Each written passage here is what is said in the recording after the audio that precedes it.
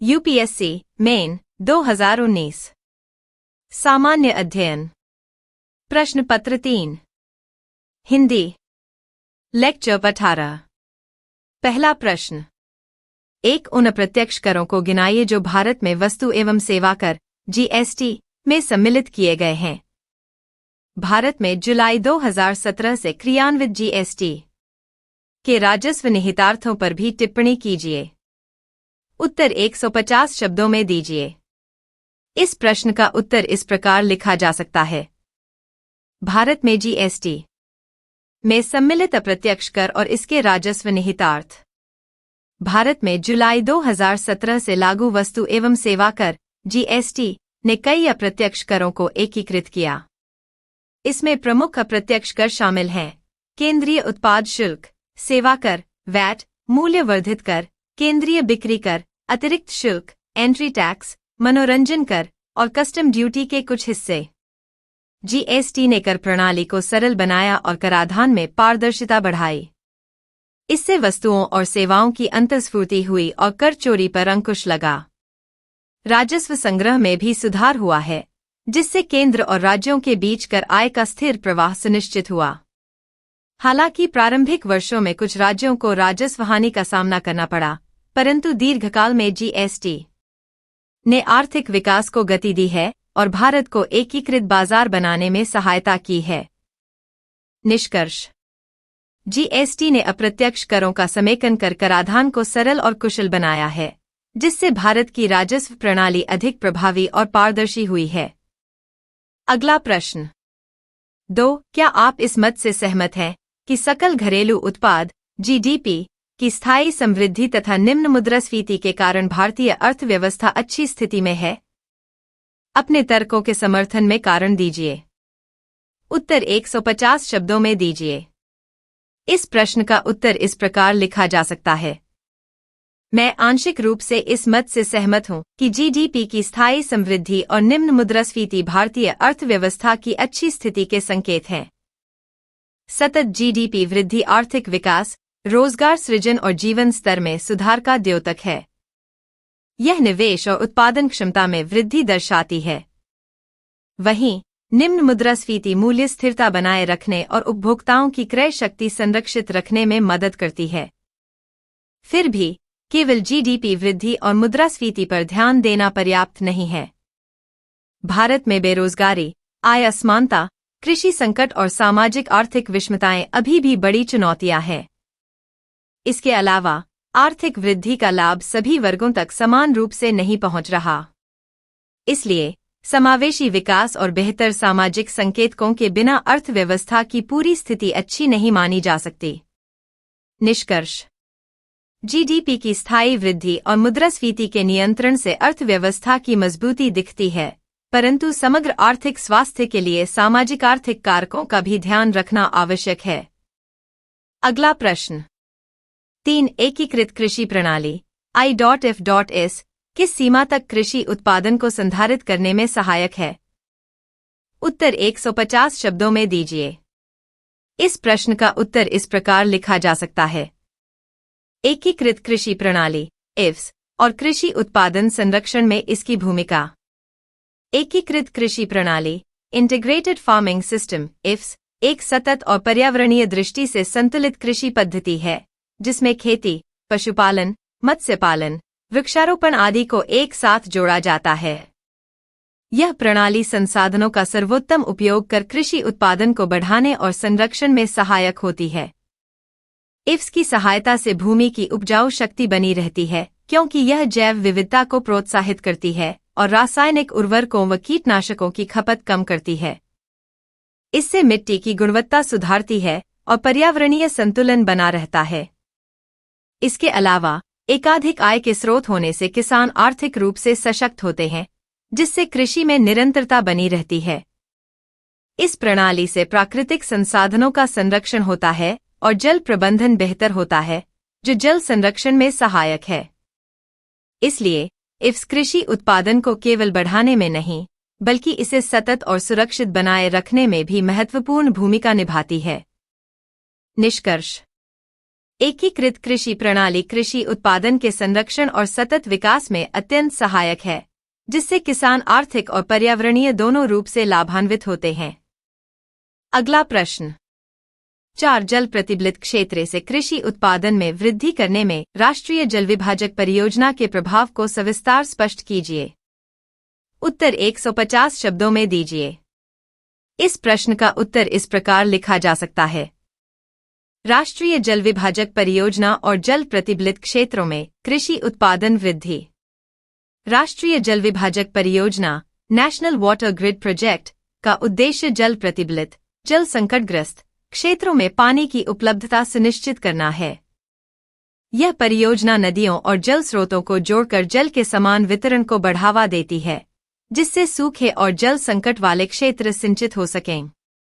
इस परियोजना के माध्यम से जल प्रतिबलित क्षेत्रों में सिंचाई का दायरा बढ़ता है, जिससे कृषि उत्पादन में वृद्धि होती है। नियमित और पर्याप्त जलापूर्ति से फसलों की पैदावार बेहतर होती है, जिससे किसान आर्थिक रूप से सशक्त बनते हैं। इसके अलावा जल संरक्षण के उपाय और जल प्रबंधन में सुधार से कृषि पर निर्भरता बढ़ती है और जोखिम कम होता है। राष्ट्रीय जल विभाजक परियोजना से जल स्रोतों का अधिकतम उपयोग संभव होता है, जिससे क्षेत्रीय जल असंतुलन दूर होता है। इससे न केवल कृषि उत्पादन बढ़ता है, बल्कि ग्रामीण विकास और खाद्य सुरक्षा भी सुनिश्चित होती है। निष्कर्ष: राष्ट्रीय जल विभाजक परियोजना जल प्रतिबलित क्षेत्रों में सिंचाई सुविधा प्रदान कर कृषि उत्पादन को बढ़ाने तथा सतत विकास को सुनिश्चित करने में महत्वपूर्ण भूमिका निभाती है। अगला प्रश्न 5 जल इंजीनियरिंग और कृषि विज्ञान के क्षेत्र में क्रमशः सर एम विश्वेश्वरैया और डॉक्टर एम एस स्वामीनाथन के योगदानों से भारत को किस प्रकार लाभ पहुंचा था? उत्तर 150 शब्दों में दीजिए। इस प्रश्न का उत्तर इस प्रकार लिखा जा सकता है। सर एम विश्वेश्वरैया और डॉक्टर एम एस स्वामीनाथन के योगदान और भारत को लाभ। सर एम विश्वेश्वरैया को भारत में आधुनिक जल इंजीनियरिंग का पिता माना जाता है। उन्होंने कई प्रमुख जल परियोजनाओं का निर्माण किया, जैसे कृष्णा रिवर डैम और मॉरिस डैम। इनके कार्यों से सिंचाई सुविधाएं बढ़ी, बाढ़ नियंत्रण हुआ और जल संरक्षण में सुधार हुआ। इससे भारत के कृषि क्षेत्र को स्थिरता मिली और आर्थिक विकास को गति मिली। डॉक्टर एम एस स्वामीनाथन को हरित क्रांति का जनक कहा जाता है। उन्होंने नई कृषि तकनीकों, उच्च उपज वाली फसलों और बेहतर बीजों को बढ़ावा दिया। उनके प्रयासों से भारत खाद्य उत्पादन में आत्मनिर्भर बना और खाद्य सुरक्षा सुनिश्चित हुई। इससे भूख और कुपोषण में कमी आई और किसानों की आय बढ़ी। निष्कर्ष: सर एम विश्वेश्वरैया ने जल संसाधन प्रबंधन के क्षेत्र में तथा डॉक्टर एम एस स्वामीनाथन ने कृषि विज्ञान में महत्वपूर्ण योगदान देकर भारत को आर्थिक समृद्धि, खाद्य सुरक्षा और सतत विकास के मार्ग पर अग्रसर किया। अगर यह वीडियो पसंद आया हो तो लाइक, सब्सक्राइब और शेयर जरूर करें। तो आइए देखने हैं अगला प्रश्न। 6 भारत की अपना स्वयं का अंतरिक्ष केंद्र प्राप्त करने की क्या योजना है और हमारे अंतरिक्ष कार्यक्रम को यह किस प्रकार लाभ पहुंचाएगी? उत्तर 150 शब्दों में दीजिए। इस प्रश्न का उत्तर इस प्रकार लिखा जा सकता है। भारत ने 2035 तक अपना स्वयं का अंतरिक्ष स्टेशन स्थापित करने की योजना बनाई है, जिसे भारतीय अंतरिक्ष स्टेशन बस कहा जाएगा। इस परियोजना के तहत पहला मॉड्यूल बस 1 2028 में लॉन्च किया जाएगा और यह मिशन गगनयान कार्यक्रम का हिस्सा होगा, जिसका उद्देश्य मानव अंतरिक्ष उड़ान क्षमताओं का विकास करना है। भारतीय अंतरिक्ष स्टेशन के निर्माण से भारत को कई लाभ होंगे।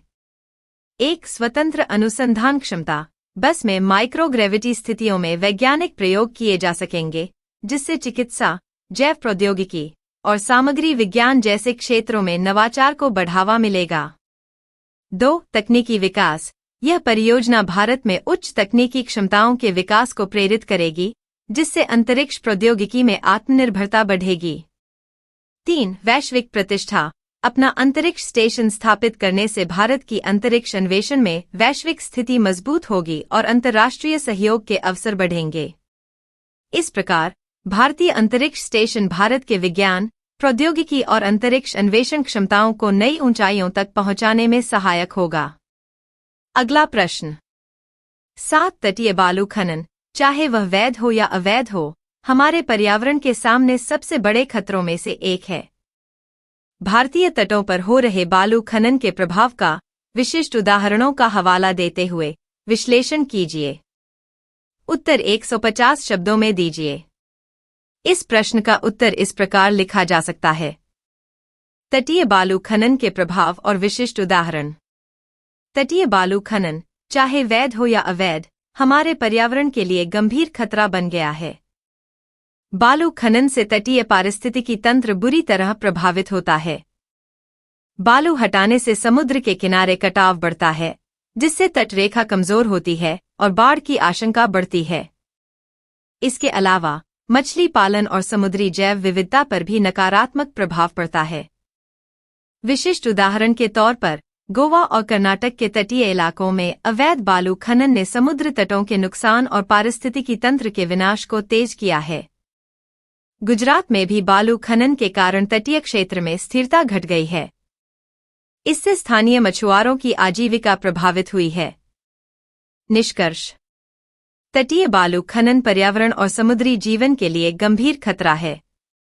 इसके प्रभावों को कम करने के लिए सख्त नियम और वैकल्पिक निर्माण सामग्री का विकास आवश्यक है। अगला प्रश्न। 8 आपदा प्रभावों और लोगों के लिए उसके खतरे को परिभाषित करने के लिए भेद्यता एक अत्यावश्यक तत्व है। आपदाओं के प्रति भेद्यता का किस प्रकार और किन किन तरीकों के साथ चरित्र चित्रण किया जा सकता है? आपदाओं के संदर्भ में भेद्यता के विभिन्न प्रकारों पर चर्चा कीजिए।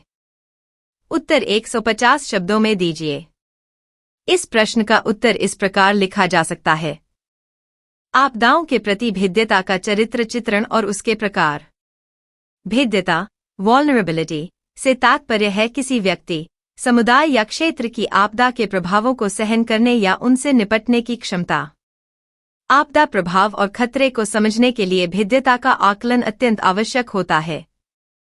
भेद्यता का चरित्र चित्रण विभिन्न तरीकों से किया जा सकता है, जैसे सामाजिक, आर्थिक, भौगोलिक और पर्यावरणीय पहलुओं का अध्ययन। इसमें संसाधनों की उपलब्धता, जनसंख्या की घनत्व, आवास की मजबूती, शिक्षा स्तर, स्वास्थ्य सुविधाएं और शासन प्रणाली जैसे कारक शामिल होते हैं। आपदाओं के संदर्भ में भेद्यता के प्रमुख प्रकार हैं। 1 भौगोलिक भेद्यता, जैसे भूकंप, बाढ़ आदि के खतरे वाले क्षेत्र। 2 आर्थिक भेद्यता, गरीबी और संसाधनों की कमी। 3 सामाजिक भेद्यता, कमजोर वर्ग, जैसे वृद्ध, बच्चे, महिलाएं। 4 संस्थागत भेद्यता, आपदा प्रबंधन के लिए उपयुक्त योजनाओं और प्रशासनिक क्षमता का अभाव। निष्कर्ष। आपदाओं के प्रति भेद्यता को समझना और उसका बहुआयामी मूल्यांकन करना प्रभावी आपदा प्रबंधन के लिए आवश्यक है। अगला प्रश्न। 9 जम्मू और कश्मीर में जमात-ए-इस्लामी पर पाबंदी लगाने से आतंकवादी संगठनों को सहायता पहुंचाने में भूमि उपरी कार्यकर्ताओं OGW. की भूमिका ध्यान का केंद्र बन गई है। उपप्लव, बगावत प्रभावित क्षेत्र में आतंकवादी संगठनों को सहायता पहुंचाने में भूमि उपरी कार्यकर्ताओं द्वारा निभाई जा रही भूमिका का परीक्षण कीजिए। भूमि उपरी कार्यकर्ताओं के प्रभाव को निष्प्रभावित करने के उपायों की चर्चा कीजिए। उत्तर 150 शब्दों में दीजिए। इस प्रश्न का उत्तर इस प्रकार लिखा जा सकता है। जम्मू और कश्मीर में भूमि उपरी कार्यकर्ताओं OGW. की भूमिका और उनके प्रभाव को निष्प्रभावित करने के उपाय। जम्मू और कश्मीर में जमात-ए-इस्लामी पर पाबंदी लगाने के बाद आतंकवादी संगठनों को सहायता पहुंचाने में भूमि उपरी कार्यकर्ताओं OGW. की भूमिका बढ़ गई है। ये कार्यकर्ता स्थानीय जनसमुदाय के बीच रहकर आतंकवादियों के लिए जानकारी एकत्रित करते हैं, हथियार और सामग्री पहुंचाते हैं तथा हिंसा भड़काने का काम करते हैं। वे आतंकवादी गतिविधियों के लिए जरूरी संचार और लॉजिस्टिक सपोर्ट प्रदान करते हैं, जिससे उपप्लव प्रभावित क्षेत्रों में अस्थिरता बढ़ती है। भूमि उपरी कार्यकर्ताओं के प्रभाव को कम करने के लिए कड़ी सुरक्षा निगरानी, सूचना तंत्र को मजबूत करना और स्थानीय लोगों के साथ बेहतर संवाद स्थापित करना आवश्यक है। साथ ही आतंकवाद के खिलाफ जागरूकता अभियान और सुधारवादी कार्यक्रमों के माध्यम से स्थानीय युवाओं को आतंकवाद से दूर रखना चाहिए। तकनीकी उपकरणों और खुफिया सूचनाओं का उपयोग करके OGW के नेटवर्क को तोड़ा जाना भी महत्वपूर्ण है।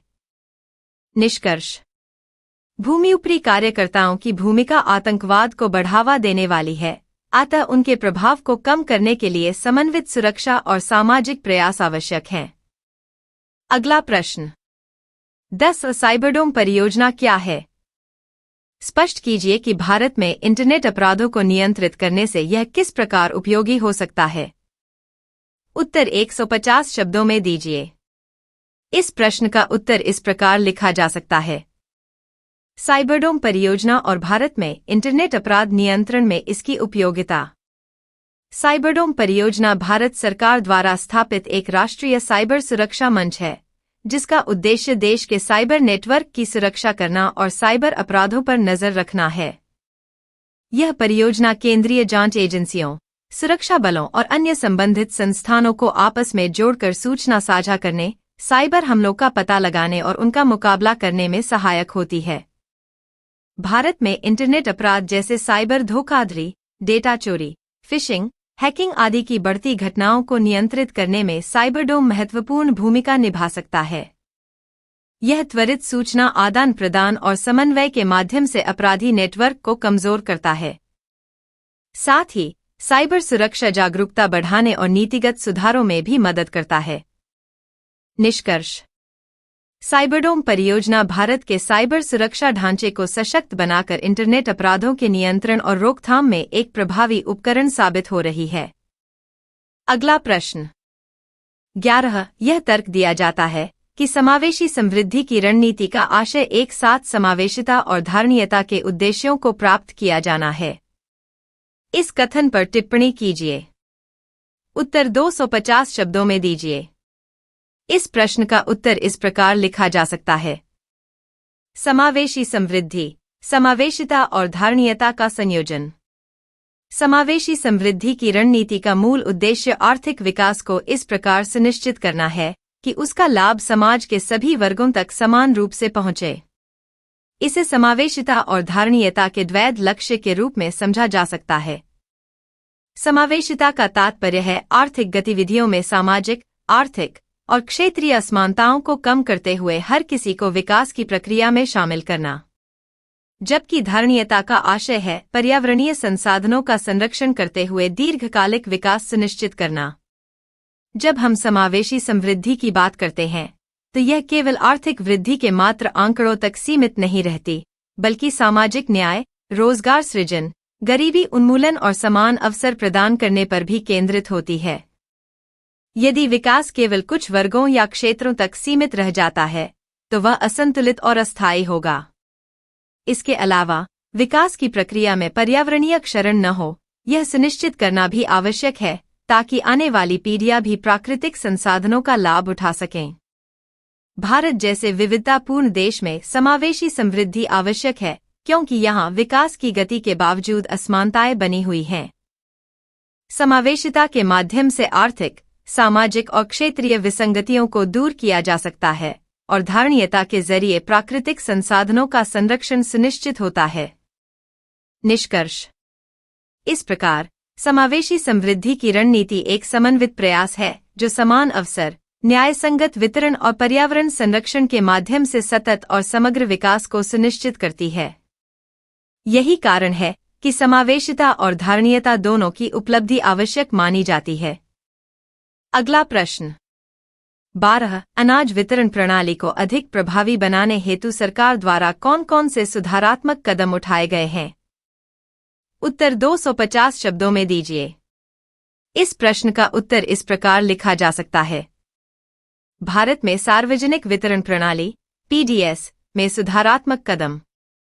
भारत सरकार ने सार्वजनिक वितरण प्रणाली (PDS) को अधिक प्रभावी बनाने के लिए कई सुधारात्मक कदम उठाए हैं, जिनका उद्देश्य खाद्यान्न वितरण में पारदर्शिता, दक्षता और लक्षित लाभार्थियों तक पहुंच सुनिश्चित करना है। एक राष्ट्रीय खाद्य सुरक्षा अधिनियम (NFSA) 2013। इस अधिनियम के तहत 75% ग्रामीण और 50% शहरी जनसंख्या को प्रति व्यक्ति 5 किलो खाद्यान्न प्रति माह सस्ते दरों पर उपलब्ध कराया जाता है। यह सुनिश्चित करता है कि गरीब और वंचित वर्गों को खाद्यान्न की नियमित आपूर्ति हो। 2. ऑनलाइन निगरानी और ट्रैकिंग प्रणाली। खाद्यान्न की आपूर्ति श्रृंखला में पारदर्शिता लाने के लिए सरकार ने ऑनलाइन निगरानी और ट्रैकिंग प्रणाली की शुरुआत की है। इससे खाद्यान्न की आपूर्ति की स्थिति और वितरण की जानकारी वास्तविक समय में प्राप्त की जा सकती है। 3. लाभार्थी पहचान प्रणाली BPL, AY गरीबी रेखा से नीचे BPL और एंट्री मिग्रेटेड AY परिवारों की पहचान के लिए मजबूत प्रणाली स्थापित की गई है, जिससे केवल पात्र लाभार्थियों को ही खाद्यान्न मिल सके। 4. डिजिटल भुगतान और आधार आधारित प्रमाणीकरण। लाभार्थियों को खाद्यान्न प्राप्त करने के लिए आधार आधारित प्रमाणीकरण और डिजिटल भुगतान की व्यवस्था की गई है, जिससे बिचौलियों की भूमिका कम हुई है और वितरण प्रणाली में पारदर्शिता बढ़ी है। 5. खाद्यान्न की गुणवत्ता में सुधार। खाद्यान्न की गुणवत्ता सुनिश्चित करने के लिए नियमित निरीक्षण और गुणवत्ता नियंत्रण उपायों को लागू किया गया है। निष्कर्ष: इन सुधारात्मक कदमों से सार्वजनिक वितरण प्रणाली में पारदर्शिता, दक्षता और लक्षित लाभार्थियों तक खाद्यान्न की पहुंच सुनिश्चित हुई है, जिससे खाद्य सुरक्षा में सुधार हुआ है। अगला प्रश्न 13. उत्तराधिकारीकरण अवधि के दौरान बजट निर्माण के संदर्भ में लोक व्यय प्रबंधन भारत सरकार के समक्ष एक चुनौती है। इसको स्पष्ट कीजिए। उत्तर 250 शब्दों में दीजिए। इस प्रश्न का उत्तर इस प्रकार लिखा जा सकता है। उत्तराधिकारीकरण अवधि में बजट निर्माण और लोक व्यय प्रबंधन की चुनौती।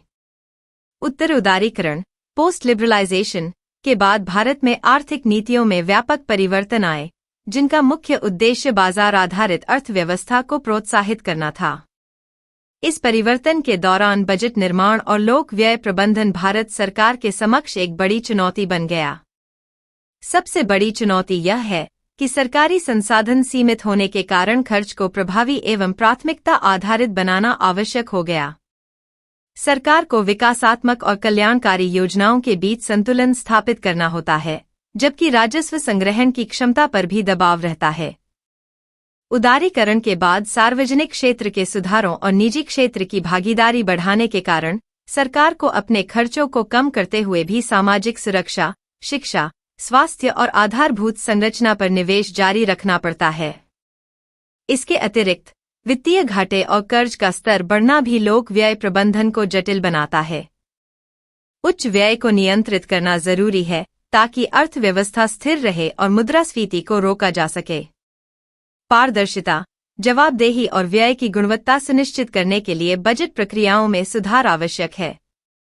निष्कर्ष: उत्तराधिकारीकरण के दौर में लोक व्यय प्रबंधन एक कठिन कार्य है, जिसमें सीमित संसाधनों में प्राथमिकताओं का निर्धारण, वित्तीय अनुशासन बनाए रखना और विकास तथा सामाजिक कल्याण के बीच संतुलन बनाए रखना आवश्यक है। यही बजट निर्माण की मुख्य चुनौती है। अगला प्रश्न 14. खाद्य प्रसंस्करण क्षेत्र की चुनौतियों के समाधान हेतु भारत सरकार द्वारा अपनाई गई नीति को सविस्तार स्पष्ट कीजिए। उत्तर 250 शब्दों में दीजिए। इस प्रश्न का उत्तर इस प्रकार लिखा जा सकता है। भारत सरकार की खाद्य प्रसंस्करण क्षेत्र की चुनौतियों के समाधान हेतु नीति। भारत में खाद्य प्रसंस्करण क्षेत्र कृषि आधारित अर्थव्यवस्था के लिए महत्वपूर्ण है, लेकिन यह क्षेत्र कई संरचनात्मक और बुनियादी चुनौतियों का सामना करता है, जैसे अपर्याप्त बुनियादी ढांचा, सीमित तकनीकी नवाचार और वित्तीय संसाधनों की कमी। इन समस्याओं के समाधान हेतु भारत सरकार ने कई योजनाएं और नीतियां लागू की हैं। 1. प्रधानमंत्री किसान संपदा योजना PMKSY। यह योजना खाद्य प्रसंस्करण क्षेत्र के समग्र विकास के लिए 6,000 करोड़ रुपए के बजट के साथ शुरू की गई थी। इसके अंतर्गत मेगा फूड पार्क, एकीकृत कोल्ड चेन और वैल्यू एडिशन इंफ्रास्ट्रक्चर और खाद्य प्रसंस्करण इकाइयों की स्थापना जैसी पहले शामिल हैं। इस योजना का उद्देश्य किसानों को बेहतर मूल्य दिलाना, रोजगार सृजन करना और कृषि अपव्यय को कम करना है। 2. प्रधानमंत्री फॉर्मलीकरण माइक्रो फूड प्रोसेसिंग एंटरप्राइजेज योजना PMFME। जून 2020 में शुरू की गई इस योजना का उद्देश्य 2 लाख माइक्रो फूड प्रोसेसिंग इकाइयों को औपचारिक बनाना है। इसके तहत 35% तक की क्रेडिट लिंक्ड सब्सिडी, प्रशिक्षण और ब्रांडिंग सहायता प्रदान की जाती है। 3 ऑपरेशन ग्रीन्स। यह योजना टमाटर, प्याज और आलू, टॉप जैसी कृषि वस्तुओं की आपूर्ति और मूल्य स्थिरता सुनिश्चित करने के लिए शुरू की गई थी। इसके तहत कृषि उत्पादक संगठनों, कृषि लॉजिस्टिक्स, प्रसंस्करण सुविधाओं और पेशेवर प्रबंधन को बढ़ावा दिया जाता है। 4 प्रोडक्शन लिंक्ड इंसेंटिव (PLI) योजना। 2021 में शुरू की गई इस योजना का उद्देश्य खाद्य प्रसंस्करण क्षेत्र में घरेलू उत्पादन और निर्यात को बढ़ावा देना है। यह योजना रेडी टू ईट खाद्य, जैविक उत्पाद, स्वास्थ्य और कल्याण खाद्य और समुद्री उत्पादों जैसे उच्च वृद्धि वाले क्षेत्रों में निवेश को प्रोत्साहित करती है। 5 विदेशी प्रत्यक्ष निवेश (FDI) नीति में उदारीकरण। खाद्य प्रसंस्करण क्षेत्र में 100% FDI को स्वचालित मार्ग के तहत अनुमति दी गई है, जिससे वैश्विक निवेशकों को आकर्षित किया जा सके और उन्नत तकनीकी नवाचार को बढ़ावा दिया जा सके। 6 कौशल विकास और उद्यमिता प्रोत्साहन। सरकार ने खाद्य प्रसंस्करण क्षेत्र में कौशल विकास और उद्यमिता को बढ़ावा देने के लिए विभिन्न कार्यक्रम शुरू किए हैं। इनमें खाद्य सुरक्षा, गुणवत्ता नियंत्रण और प्रसंस्करण तकनीकों में प्रशिक्षण शामिल है। निष्कर्ष। भारत सरकार की इन पहलों से खाद्य प्रसंस्करण क्षेत्र में संरचनात्मक सुधार, तकनीकी नवाचार और वित्तीय सहायता प्राप्त हुई है। इन नीतियों के माध्यम से खाद्य प्रसंस्करण क्षेत्र को प्रतिस्पर्धी, टिकाऊ और समावेशी बनाने की दिशा में महत्वपूर्ण कदम उठाए गए हैं। अगला प्रश्न। 15 वैश्विक कंपनियों के द्वारा आयुर्विज्ञान के पारंपरिक ज्ञान को पेटेंट कराने से भारत सरकार किस प्रकार रक्षा कर रही है? उत्तर 250 शब्दों में दीजिए। इस प्रश्न का उत्तर इस प्रकार लिखा जा सकता है। भारत सरकार द्वारा आयुर्विज्ञान के पारंपरिक ज्ञान की रक्षा एवं पेटेंट मुद्दे। आयुर्विज्ञान के पारंपरिक ज्ञान ट्रेडिशनल नॉलेज तक का संरक्षण भारत के लिए महत्वपूर्ण है, क्योंकि इसमें आयुर्वेद, योग, जड़ी बूटियों और प्राकृतिक चिकित्सा की समृद्ध विरासत निहित है। विदेशी बहुराष्ट्रीय कंपनियां इस पारंपरिक ज्ञान को पेटेंट कर अपने आर्थिक हित साधने का प्रयास करती हैं, जिससे भारत की सांस्कृतिक संपदा और किसानों का हित प्रभावित होता है। इसे बायोपायरेसी कहा जाता है। भारत सरकार ने इस चुनौती से निपटने के लिए कई कदम उठाए हैं। 1 पारंपरिक ज्ञान digital library traditional knowledge digital library (TKDL). Bharat सरकार ने TKDL विकसित की है, जिसमें आयुर्वेद, यूनानी, सिद्ध और योग शास्त्र से संबंधित पारंपरिक ज्ञान का व्यापक दस्तावेजीकरण किया गया है। यह डिजिटल डेटाबेस पेटेंट कार्यालयों के साथ साझा किया जाता है, ताकि कोई भी विदेशी कंपनी पुराने ज्ञान को नया पेटेंट न करा सके। 2 पेटेंट कानूनों में संशोधन। भारत ने अपने पेटेंट कानूनों में संशोधन करके पारंपरिक ज्ञान को पेटेंट के दायरे से बाहर रखा है। इस प्रकार जो ज्ञान पहले से मौजूद है, उसे नई खोज नहीं माना जाता। 3 विश्व बौद्धिक संपदा संगठन (WIPO) और अन्य अंतर्राष्ट्रीय मंचों पर सक्रिय भूमिका। भारत विश्व स्तर पर पारंपरिक ज्ञान की रक्षा के लिए सक्रिय है और अंतर्राष्ट्रीय स्तर पर इसके उचित संरक्षण के लिए वकालत करता है। 4 स्थानीय समुदायों और पारंपरिक चिकित्सकों का सशक्तिकरण। सरकार ने पारंपरिक ज्ञान धारकों को संरक्षण और सम्मान देने के लिए योजनाएं चलाई हैं, ताकि वे अपने ज्ञान का कानूनी रूप से संरक्षण कर सकें। निष्कर्ष। भारत सरकार का TKDL जैसे नवाचार और कानूनी सुधार विदेशी कंपनियों द्वारा पारंपरिक ज्ञान का दुरुपयोग रोकने में प्रभावी साबित हो रहे हैं। इससे न केवल भारत की सांस्कृतिक धरोहर सुरक्षित रहती है, बल्कि पारंपरिक चिकित्सा पद्धतियों का सम्मान और विकास भी सुनिश्चित होता है। अगला प्रश्न। 16 किसानों के जीवन मानकों को उन्नत करने के लिए जैव प्रौद्योगिकी किस प्रकार सहायता कर सकती है? उत्तर 250 शब्दों में दीजिए। इस प्रश्न का उत्तर इस प्रकार लिखा जा सकता है। किसानों के जीवन मानकों को उन्नत करने में जैव प्रौद्योगिकी की भूमिका। जैव प्रौद्योगिकी ने कृषि क्षेत्र में क्रांतिकारी बदलाव लाकर किसानों के जीवन स्तर को बेहतर बनाने में महत्वपूर्ण योगदान दिया है। इसके विभिन्न आयाम किसानों की आय बढ़ाने, उत्पादन क्षमता बढ़ाने और प्राकृतिक आपदाओं के प्रति संवेदनशीलता कम करने में सहायक हैं। एक उन्नत बीज प्रौद्योगिकी। जैव प्रौद्योगिकी के माध्यम से उच्च उपज देने वाले, रोग प्रतिरोधक, सूखा एवं कीट प्रतिरोधी बीज विकसित किए गए हैं।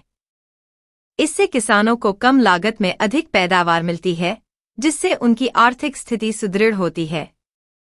2. जैविक उर्वरक और कीटनाशक। रासायनिक उर्वरकों की तुलना में जैविक विकल्प पर्यावरण के अनुकूल होते हैं। जैव प्रौद्योगिकी से विकसित जैव कीटनाशक और उर्वरक मिट्टी की गुणवत्ता बनाए रखते हुए फसलों की सुरक्षा करते हैं, जिससे लागत कम और उत्पादन बेहतर होता है। 3. फसल संरक्षण और सुधार। जेनेटिक इंजीनियरिंग के जरिए फसलों में रोग प्रतिरोधक क्षमता बढ़ाई जाती है, जिससे किसानों को फसल हानि कम होती है। इससे उनकी आर्थिक हानि घटती है और जीवन स्तर में सुधार होता है। 4. जल संरक्षण और प्रभावी उपयोग। जैव प्रौद्योगिकी आधारित जल प्रबंधन तकनीकों से पानी की बचत होती है, जो विशेषकर सूखा प्रभावित क्षेत्रों में किसानों की मदद करता है। 5. कृषि अपशिष्ट का पुनर्चक्रण। जैव प्रौद्योगिकी द्वारा कृषि अपशिष्ट से जैव ऊर्जा एवं जैव उर्वरक बनाए जा सकते हैं, जिससे किसानों को अतिरिक्त आय के स्रोत मिलते हैं। निष्कर्ष। जैव प्रौद्योगिकी किसानों के जीवन मानकों को उन्नत करने में एक प्रभावी उपकरण है। यह न केवल कृषि उत्पादन को बढ़ाती है, बल्कि किसानों की आय बढ़ाकर और पर्यावरण संरक्षण सुनिश्चित कर समग्र कृषि विकास में योगदान देती है। भारत जैसे कृषि प्रधान देश में जैव प्रौद्योगिकी का समुचित उपयोग किसानों के सशक्तिकरण और आर्थिक समृद्धि की दिशा में महत्वपूर्ण कदम है। अगला प्रश्न। 17. पर्यावरण से संबंधित पारिस्थितिक तंत्र की वहन क्षमता की संकल्पना की परिभाषा दीजिए। स्पष्ट कीजिए कि किसी प्रदेश के दीर्घोपयोगी विकास, सस्टेनेबल डेवलपमेंट, की योजना बनाते समय इस संकल्पना को समझना किस प्रकार महत्वपूर्ण है। उत्तर 250 शब्दों में दीजिए। इस प्रश्न का उत्तर इस प्रकार लिखा जा सकता है। पर्यावरण से संबंधित पारिस्थितिक तंत्र की वहन क्षमता की संकल्पना और दीर्घोपयोगी विकास में इसका महत्व। पारिस्थितिक तंत्र की वहन क्षमता, इकोलॉजिकल कैरिइंग कैपेसिटी, उस अधिकतम सीमा को दर्शाती है, जिसके अंतर्गत किसी पर्यावरणीय तंत्र में संसाधनों का उपयोग, प्रदूषण स्तर और जैव विविधता का संरक्षण संतुलित रूप से हो सकता है, बिना तंत्र की स्थिरता और समन्वय को क्षति पहुंचाए। इसे संक्षेप में वह सीमा कहा जा सकता है जब तक पर्यावरण अपने संसाधनों को पुनः उत्पन्न कर सकता है और प्रदूषण को सहन कर सकता है। दीर्घोपयोगी विकास, सस्टेनेबल डेवलपमेंट, की योजना में वहन क्षमता का महत्व। 1. संसाधनों का संतुलित उपयोग। किसी क्षेत्र की वहन क्षमता को समझना आवश्यक है ताकि प्राकृतिक संसाधनों जैसे जल, मिट्टी, वन, ऊर्जा आदि का दोहन संतुलित तरीके से हो। संसाधनों का अति दोहन पारिस्थितिक तंत्र को असंतुलित कर सकता है, जिससे पर्यावरणीय संकट उत्पन्न हो सकता है। 2. पर्यावरण संरक्षण। वहन क्षमता के दायरे में रहकर विकास करना पर्यावरण की रक्षा करता है। इससे प्रदूषण स्तर नियंत्रित रहता है और जैव विविधता बनी रहती है, जो पर्यावरणीय संतुलन के लिए आवश्यक है। 3. दीर्घकालीन स्थिरता सुनिश्चित करना। वहन क्षमता के भीतर विकास योजनाएं बनाने से यह सुनिश्चित होता है कि प्राकृतिक संसाधन भविष्य की पीढ़ियों के लिए भी उपलब्ध रहें, जिससे विकास स्थायी और टिकाऊ बन सके। 4. प्राकृतिक आपदाओं का न्यूनीकरण। पारिस्थितिक तंत्र की वहन क्षमता को नजरअंदाज करने पर वनों की कटाई, जल स्रोतों का शोषण और प्रदूषण बढ़ता है, जो बाढ़, सूखा और भूमि क्षरण जैसी आपदाओं को बढ़ावा देता है। 5. नीतिगत और योजनात्मक निर्णय। वहन क्षमता की समझ से नीति निर्माता सही विकास मॉडल चुन सकते हैं, जो पर्यावरण और आर्थिक दोनों दृष्टि से संतुलित हो। इससे अनियोजित शहरीकरण, औद्योगिकीकरण या कृषि विस्तार से होने वाले दुष्प्रभावों को रोका जा सकता है। निष्कर्ष। पारिस्थितिक तंत्र की वहन क्षमता की संकल्पना को ध्यान में रखकर दीर्घोपयोगी विकास की योजनाएं बनाना आवश्यक है। यह न केवल पर्यावरण संरक्षण को सुनिश्चित करता है, बल्कि सामाजिक आर्थिक विकास को भी स्थायी और समतोल बनाता है, जिससे वर्तमान और भविष्य की जरूरतों का संतुलित समाधान संभव होता है। अगला प्रश्न 18। किसी भी आपदा प्रबंधन प्रक्रम में आपदा तैयारी पहला कदम होता है। भूस्खलनों के मामले में स्पष्ट कीजिए कि संकट अनुक्षेत्र मानचित्रण किस प्रकार आपदा अल्पीकरण में मदद करेगा। उत्तर 250 शब्दों में दीजिए। इस प्रश्न का उत्तर इस प्रकार लिखा जा सकता है। भूस्खलन आपदा में संकट अनुक्षेत्र मानचित्रण की भूमिका और आपदा अल्पीकरण। आपदा प्रबंधन में आपदा तैयारी का पहला और सबसे महत्वपूर्ण कदम संकट अनुक्षेत्र मानचित्रण, हैजर्ड जोनिंग और वल्नरेबिलिटी मैपिंग है। भूस्खलन जैसी आपदाओं के संदर्भ में यह मानचित्रण अत्यंत उपयोगी सिद्ध होता है। किस प्रकार संकट अनुक्षेत्र मानचित्रण मदद करता है? एक जोखिम वाले क्षेत्रों की पहचान। संकट अनुक्षेत्र मानचित्रण के माध्यम से भूस्खलन की संभावना वाले क्षेत्र भौगोलिक और भौतिक विशेषताओं के आधार पर चिन्हित किए जाते हैं, जैसे ढलानों की तीव्रता, मिट्टी का प्रकार, वर्षा की मात्रा, वनावरण की स्थिति आदि। इससे प्रशासन और स्थानीय समुदाय को यह पता चलता है कि कौन से क्षेत्र सबसे अधिक जोखिम में हैं। 2. सतर्कता और तैयारी। मानचित्रित क्षेत्रों में रहने वाले लोगों को पूर्व सूचना और जागरूकता प्रदान की जाती है। इससे वे आवश्यक सतर्कता बरतकर अपने जीवन और संपत्ति की सुरक्षा कर सकते हैं। 3. नियोजन एवं विकास नियंत्रण। संकट अनुक्षेत्र मानचित्र के आधार पर भूस्खलन प्रवण क्षेत्रों में भवन निर्माण, सड़क निर्माण और अन्य विकास गतिविधियों पर नियंत्रण लगाया जा सकता है। यह प्राकृतिक आपदा की तीव्रता को कम करने में मदद करता है। 4. आपदा प्रतिक्रिया की योजना। मानचित्रण से पता चलता है कि आपदा के समय कौन से क्षेत्र सबसे अधिक प्रभावित होंगे। इससे बचाव कार्यों का प्रबंधन बेहतर तरीके से किया जा सकता है, जैसे आपातकालीन निकासी मार्गों का निर्धारण, राहत सामग्री का उचित वितरण। 5. लंबी अवधि के उपाय। संकट मानचित्रण से यह भी समझा जा सकता है कि किन क्षेत्रों में वनों का संरक्षण, ढलान स्थिरीकरण या जल निकासी सुधार जैसे अल्पीकरण उपाय जरूरी हैं। इससे भूस्खलन की आवृत्ति और प्रभाव को कम किया जा सकता है। निष्कर्ष। संकट अनुक्षेत्र मानचित्रण भूस्खलन जैसी प्राकृतिक आपदाओं के प्रति तैयारी और अल्पीकरण के लिए आधारभूत उपकरण है। यह स्थानीय प्रशासन, नीति निर्माताओं और नागरिकों को सूचित निर्णय लेने में मदद करता है, जिससे जीवन और संपत्ति की सुरक्षा सुनिश्चित होती है और आपदा के दुष्प्रभाव न्यूनतम होते हैं। अगला प्रश्न 19। भारत सरकार ने हाल ही में विधिविरुद्ध क्रियाकलाप निवारण अधिनियम UAPA 1967 और NI.A अधिनियम के संशोधन के द्वारा आतंकवादरोधी कानूनों को मजबूत कर दिया है। मानवाधिकार संगठनों द्वारा विधिविरुद्ध क्रियाकलाप निवारण अधिनियम का विरोध करने के विस्तार और कारणों पर चर्चा करते समय वर्तमान सुरक्षा परिवेश के संदर्भ में परिवर्तनों का विश्लेषण कीजिए। उत्तर 250 शब्दों में दीजिए। इस प्रश्न का उत्तर इस प्रकार लिखा जा सकता है। विधिविरुद्ध क्रियाकलाप निवारण अधिनियम UAPA 1967 और NI.A अधिनियम में संशोधन, मानवाधिकार संगठनों की आलोचना एवं सुरक्षा परिवेश का विश्लेषण। भारत सरकार ने हाल ही में UAPA 1967 और नेशनल इन्वेस्टिगेशन एजेंसी NIA अधिनियम में संशोधन कर आतंकवादरोधी कानूनों को और सख्त बनाया है। इसका उद्देश्य आतंकवाद के खिलाफ प्रभावी कार्रवाई करना, आतंकवादी घटनाओं की जांच और निवारण को तेज करना है। संशोधनों में आतंकवादी गतिविधियों की परिभाषा का विस्तार, एजेंसियों को अधिक शक्तियां प्रदान करना और गिरफ्तारी तथा हिरासत की अवधि बढ़ाना शामिल है। मानवाधिकार संगठनों का विरोध और कारण। 1. अधिकारों का हनन। मानवाधिकार समूहों का तर्क है कि संशोधित कानून नागरिकों के मौलिक अधिकारों, विशेषकर निजता, स्वतंत्रता और निष्पक्ष न्याय के अधिकार के उल्लंघन का खतरा पैदा करता है।